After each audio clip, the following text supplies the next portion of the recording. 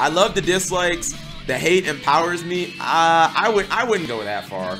Believe me, I think every YouTuber goes through their period where they stop caring about like dislikes or no, I wouldn't say that. I think every YouTuber, at least if you like really start popping off, I mean, I'm talking like you get 10K or over, you have a period where like you start getting maybe an amount of hate that you don't think is deserved, and you just try to tune it out.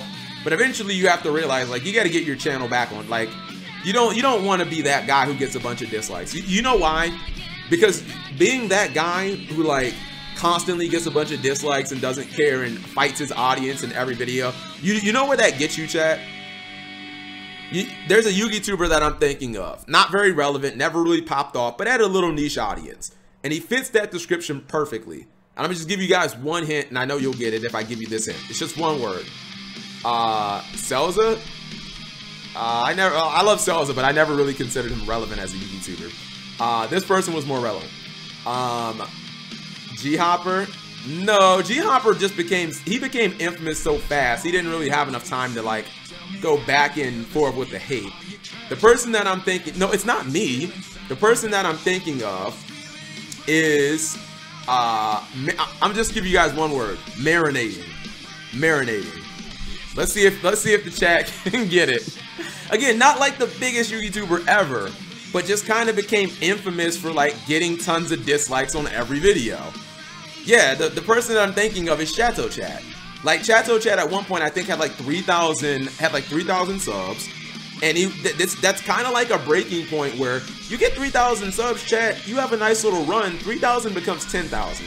Once you're 10,000, you're on. I mean, like I always say this, chat. DZ used to be a 10,000 sub YouTuber, and then he just fucking went on a tear unlike anything I've ever seen, and now look where he is.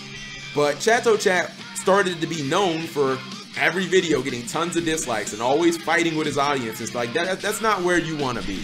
I'm not saying you have to like be afraid to post what you want to post, but don't go into every video just like looking for a fight.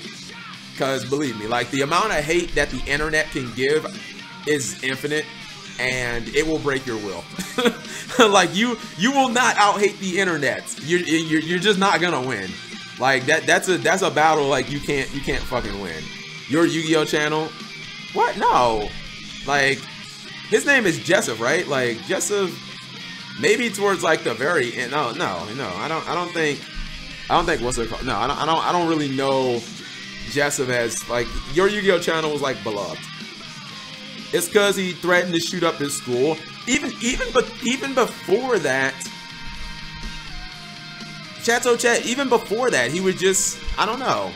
He just felt like that guy who was just, I don't think we really have that person. And every, like, I've gone through that, chat. You guys remember the whole, after that cubic shit? Like I was going through that phase right then and there, chat, where I was fighting my audience in every video, and I was getting a bunch of dislikes, and that's when I'm pretty sure I made the toxic, the Yu-Gi-Oh community is toxic and shitty, but like eventually like that's not a path that you want to go on. Like you can do that shit for like a week, maybe even like 2 weeks, but anything more than that, it'll do like long-term damage to your channel. So like you don't want people to just be like, yo, fuck this channel. All this guy does is like cry and whine, and he bitch at his, you know, at his commenters and at his audience. Like eventually people will just be like, yo, fuck you, and they'll leave. I remember there was a fiasco where he copyright claimed other Yu-Gi-Oh channels. Oh, you mean your Yu-Gi-Oh channel? Well, everyone has drama. Like if you do this long enough, like every channel has drama, but you don't want drama with it's fine, to be honest, it's fine to have drama with other YouTubers. Like that happens from time to time. You just don't want drama with your own audience. You don't need other YouTubers to watch you. Like, who gives a fuck about them? But you need, like, you don't even have to be liked by other YouTubers, but you have to be liked by your own audience, chat. Like there is that whole hate watching thing. You guys have seen channels before where like people hate watch them, but it doesn't last. Like the freaking, I talk about this before, the red-haired chick who used to make the anti-Yu-Gi-Oh videos. For a little while, the like super pale shit, for a little while the Yu-Gi-Oh community was hate watching her. Verlicify, that's a prime example. That's the homie right there. But if you guys haven't seen Velicify's channel, man, it might actually be deader than mine, chat. Because I think Velicify has like 400,000 subs, and some of his videos lately are getting like 5,000 views, which is like, how the fuck is that even possible? But like, yeah, people can hate watch you for a little while, but like long term, like they're not gonna hate watch you for like a year. They'll hate watch you for like maybe because when people are hate watching you, you'll get more people who like hate you and it'll like spread, but like long term people just get bored and they move on. And then your channel is like, well, what, you know what I mean? Hate watch is when people come to your channel just to kind of like flame you and troll you and talk shit, but they're still giving you like views. And if you get enough of them, then it can actually like give your channel like view spikes to where like, I don't care if I'm getting dislikes. Tons of people are watching my videos, but it's not sustainable.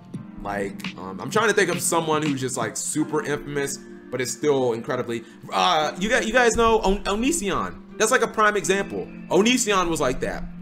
People hate watched Onision. Like half the people who watched Onision hated him, but look where his channel is now. It's like fucking dead.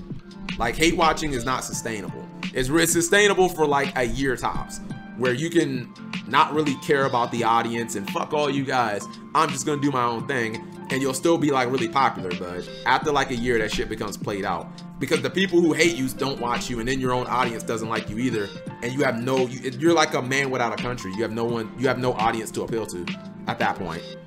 I hate watch duologues. It's like you don't want to call some YouTubers out. Are you talking about me, Chainlink? If you don't get our humor. Oh, when I talk on stream, Chainlink, so this is your first time here. What I'm saying is not very new to anyone in the stream. When I'm talking on when I talk on stream, Chainlink, I talk incredibly candidly, like, because I don't necessarily feel the need to reserve anything, because when I'm talking about other YouTubers, it's never personal. Oh, you're not talking about me? I'm just saying, like, in general. Like, if another YouTuber wanted to say, well, who is Cap G? His content's fucking garbage and his channel is dead. That's perfectly fine. I accept that as valid criticism. I'm not gonna be the person who's like, oh, well, actually my channel is I'm like, yeah, my channel is fucking trash. But like, if I dish out the criticism, I have to be able to take it. But I'm not really gonna bite my tongue because like another YouTuber comes in the stream or anything. Like, I'm not about that. I'm just gonna speak candidly with my audience. I don't make any of this stuff like, I'm not gonna put this in a video, because I consider my stream just a hangout. It's just me hanging out with my homies. Another good example of hate watch YouTuber way back in the day was Chris Croker, and Lonely Girl. Is that 15? I feel like I've heard that name before. I mean, to be honest, even maybe Fred. Wasn't Fred the first YouTuber ever with 1 million subs, chat? I feel like Fred was like Fred was like, he hit the hate watch, and then also the whole, like, he was like the original TikToker, I guess you could say. And by that I mean he got the 12 to like 14-year-old idiot kids to watch him. But then people also like hated him. I guess it can, yeah, I guess.